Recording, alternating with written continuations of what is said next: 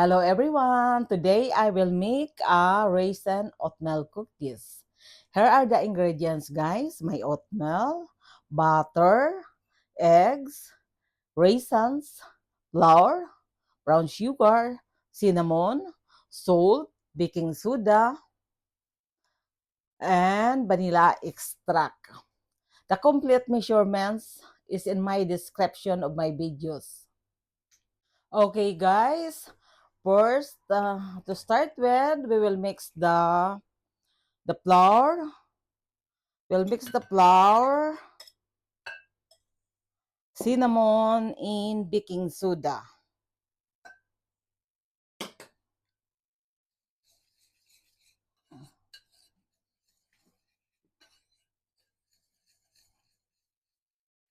Next, we will cream the butter in the sugar in a stand mixer, guys. Now, guys, we will cream the butter. We will cream the butter in the sugar. I just stick now. I will cream this butter in the sugar for for 3 minutes. Kaya na ba? Sticky, sticky.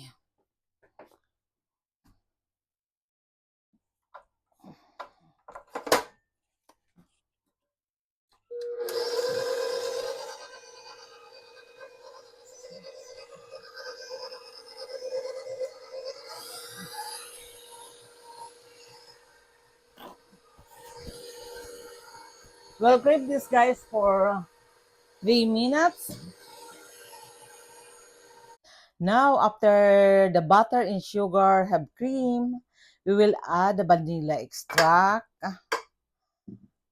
The same with these eggs.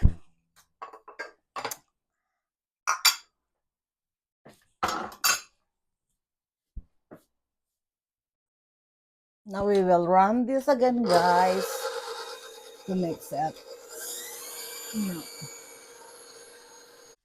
Now that everything is smooth, we will add this flour that mixed with some of the dry ingredients while ago, guys.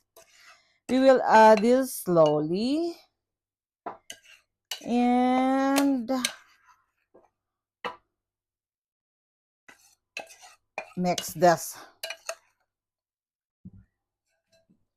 I have a hard time with this remaining flour.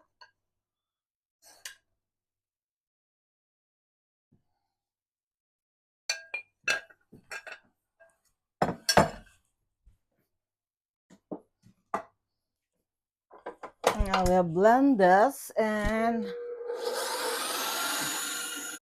now guys, we will add this oats and raisin and run the blender again. Mix, mix, mix.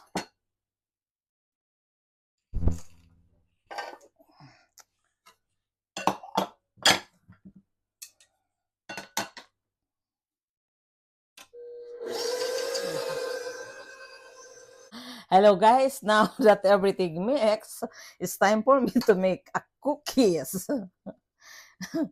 I need to move faster with this guys because it takes a while before I finish this. It takes a while. Maybe I can make a big cookie so that quicker. Quicker. Because this is lots. This is lots. You make like a ball, guys. Then you put it in the, and press it a little bit.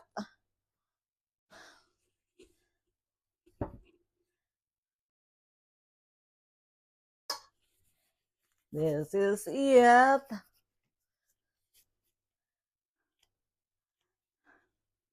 I can just do it in my hands, I guess.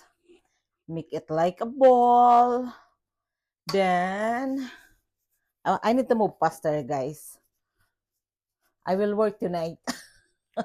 So I will do it faster. Faster, faster, Munina. I will work tonight. So you just make guys like a ball. Then oh, it's dropping. Then make it compress it. It's kind of a little bit too close. Okay.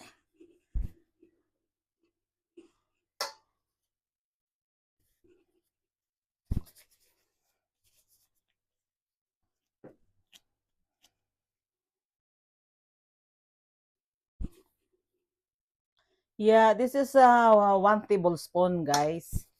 1 tablespoon, more than 1 tablespoon actually, because overflowing. Then compress it. Compress it to make a cookie.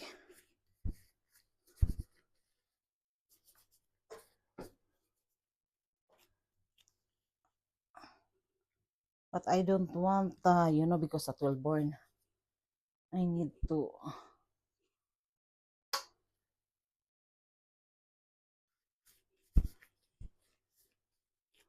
Or what you can do also, if you want a bigger cookies, it's up to you. If you want small, just regular, you know.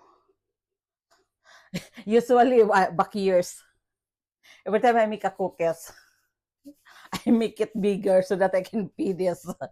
I can feed this quicker.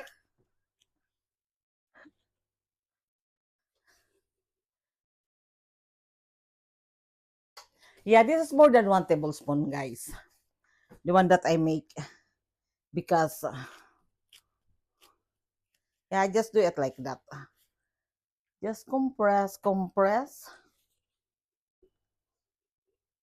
Yeah, it's just I just use the tablespoon, but this is more than tablespoon. Yeah, maybe I don't, because I don't want to scatter it.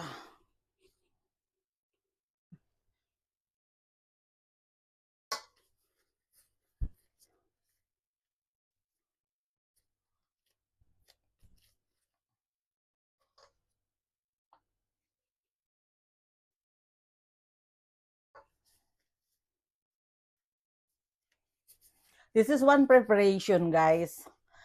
This is just personal use, so I don't count how many cookies I will make.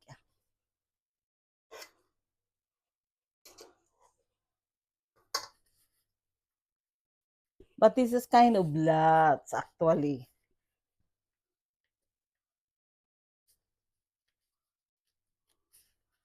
Lots, lots, lots. And now I will use the other one because we will put this in the fridge for a while to expand, cover it with the.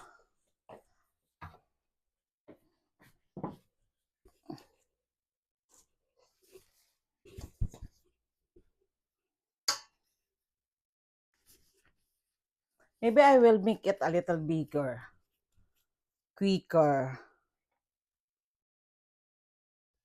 quicker because it's still lots.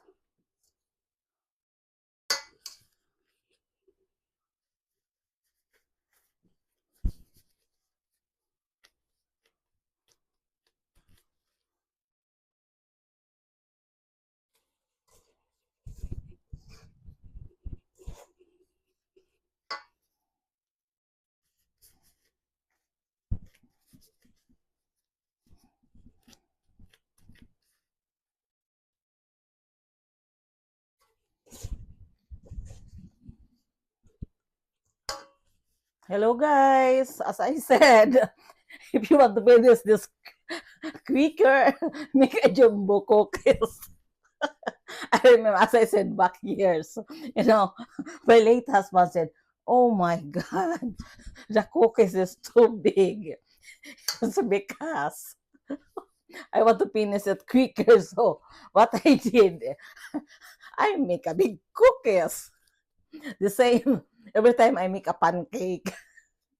My late husband wants a small pancake, but every time I make a pancake, I make a big one so that I will finish it quick.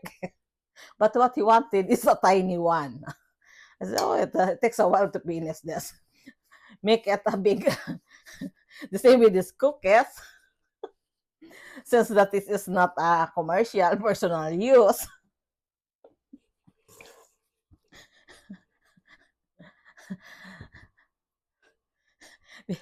Because in the story, yeah, because it's commercial, or else you will not have a profit. But this is just personal use. So make make the cookie as big as you want, so that you can finish it quicker.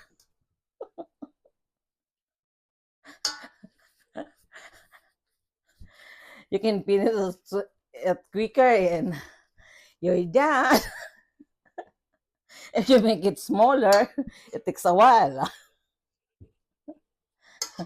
Next time, next time, guys, I will make a cookies a jumbo one. Sometimes, oh, where's that place that they have a very big cookies? Subway. I said, oh my God, it's a big cookies. You know, maybe that's the cookies that I need to make. One big cookies. It's good for it's good for coffee or tea. Really big one. Enough for you to build, build up your stomach. It's like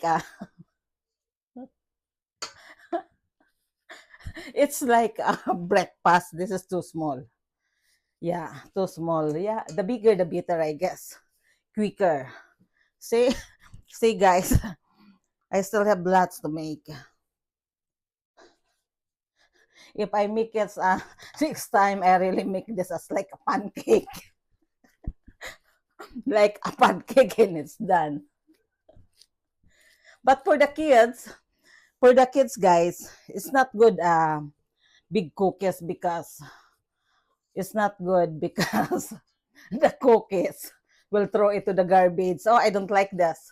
And if you make really big cookies, you're wasting your, But for the adult, it's fine because the adult,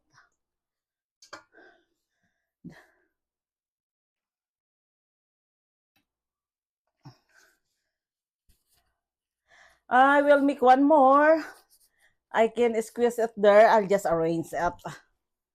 I'll just arrange because I need to finish this. I will work tonight, guys.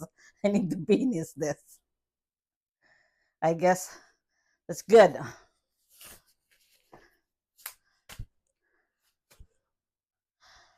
Now, after I finish this dough, guys, we will cover this with the plastic wrap and chill it for 30 minutes to become soft and chewy.